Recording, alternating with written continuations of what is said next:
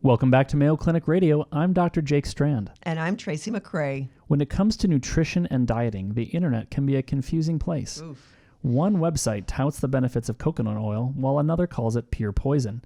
And dieting, should I fast? Should I eat a high-fat diet or a low-carb diet or low-carb diet and high-fat diet? It's kind of nuts.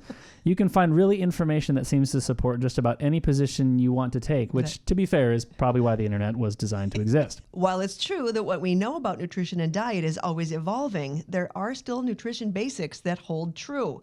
And here to help us sort things out is Mayo Clinic specialist in nutrition and preventive medicine, Dr. Donald Hensrud. Welcome back to the program, Dr. Hensrud. Thank you. Happy to be here. Whenever we have diet freakouts in the news, we call Dr. Hensrud and we say, is it true that coconut oil is pure poison? Like many things, the truth lies somewhere in between. Okay. Well, what's wrong with coconut oil? Well, it's been promoted to be a good saturated fat. Mm-hmm. The major saturated fat in coconut oil is lauric acid. Saturated fats differ. Some are long, some are short. Lauric is kind of in the middle. And people say, well, it doesn't affect cholesterol values in the blood as much as other long-chain fatty acids.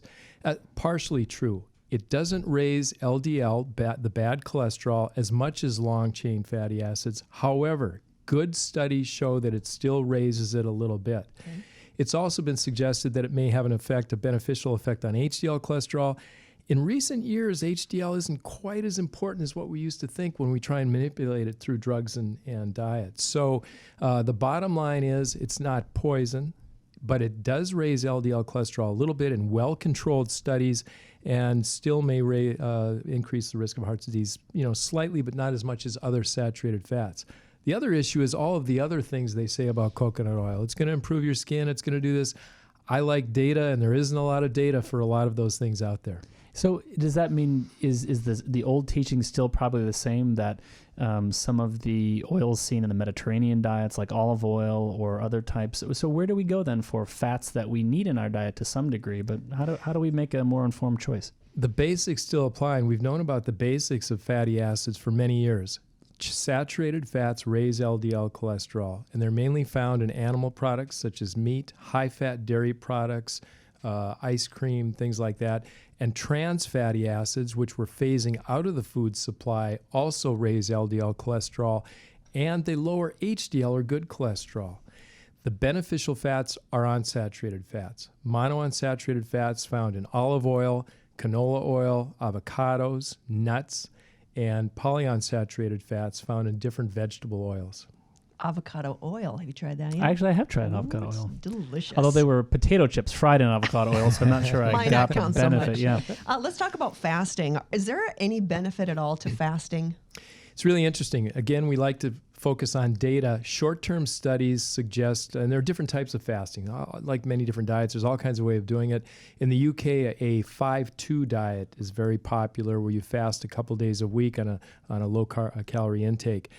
It does have short-term metabolic benefits in the body. Insulin levels are lower, triglycerides can lower a little bit. So there are some short-term benefits. Like many things, we don't know the long-term effects. Some people say, well, that's the way we've eaten throughout history, that we would, go for fasts periodically when food was scarce. Mm-hmm. Not sure I totally buy that. That doesn't necessarily make it the best thing to do. Short-term benefit, but we need long-term studies to see what the results are. Personally, I get a little ornery when I fast, and I couldn't do it. But so hangry. So it gets down to practicality too. If it fits with some people and they want to try it. The bottom line on all these things, though, we know some things about nutrition, and those hold true.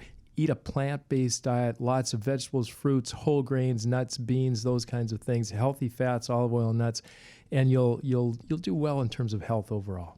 And it seems a lot of these diets that I see and hear about, from whether it's from patients or whether it's from friends, a lot of it seems to come down to sustainability.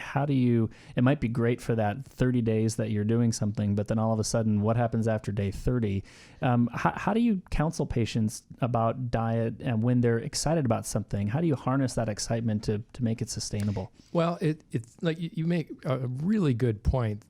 People can do things short term, but we emphasize lifestyle changes, not going on a diet per se. If you go on a diet, you're going to go off a diet. Mm-hmm. It's just, and many of them aren't sustainable. They're very onerous. They're tough to implement on a practical basis. Sometimes they're not even enjoyable.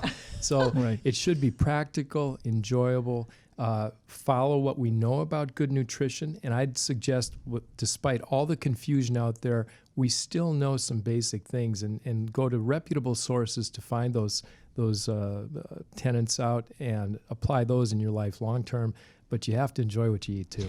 A few of the gals that I run with are into a ketogenic diet, and I don't even know what it means. So ketogenic diets are very low carb diets. It's a kind of on one end of the spectrum of low carbohydrate diets, because to get into ketosis, you have to really reduce your carbohydrate intake below 50 grams, sometimes down to 20 grams a day. It's a very low intake. The body produces ketone bodies when we break down fat. And so one of the advantages is you're breaking down fat, you're producing ketone bodies that may cause a little bit of decrease in appetite, also lower insulin levels, etc. The problem is, once again, staying on it long term, and the long-term effects probably aren't as good as a more moderate diet. Really good article that was published last year that looked at carbohydrate intake in the diet related and animal versus plant protein. And what they found was they looked in the United States and around the world, and no surprise, if you went on a very low carb diet or a very high carb diet, there was associated with increased mortality. They had a lot of power to detect this. They also found, not surprisingly, that when you substituted plant protein for animal protein, that was associated with lower mortality. So a moderate carbohydrate intake seems to be kind of the sweet spot, along with plant products. What we emphasize on the Mayo Clinic diet are healthy carbs and healthy fats. You don't need to go to extremes. Incorporate some healthy carbs, brown rice, oatmeal, whole grain pasta, whole wheat bread, things like that. You don't need large amounts, but incorporate some of those things, and then the healthy fats that we've already talked about. When it comes to beverages, there was a CDC report out recently that showed that for youth, well, I guess the good news is they drank a lot of water when it came to kids that are teenagers. But the bad news was that they also drink a lot of soft drinks, which shouldn't be a surprise. Yeah. And it was 20% of the beverages that they're drinking are soft drinks. Is that unusual and surprising? Soft drinks, especially ones that contain sugar, are like liquid candy. I look at sugar-containing soft drinks. Sugar in general is kind of a quadruple whammy. It has no nutritional value. It provides excess calories. To metabolize carbohydrate in the body, you need to get vitamins from other sources, such as thiamine. So you're robbing the body, you're using other things, and it has direct toxic effects. Dental caries. There was a study published a few years ago that sugar does seem to be related to cardiovascular disease. So that's probably one of the worst things we can do. To illustrate how much sugar is in soda, in a 20-ounce soda, there are 17 teaspoons of sugar. And I challenge people to get a sugar container and Try to eat that much sugar. Try and eat that sugar. So the good news is we're drinking a lot of water.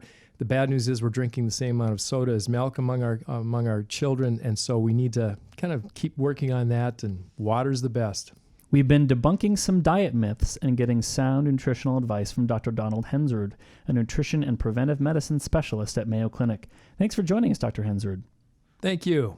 And that's our program for this week.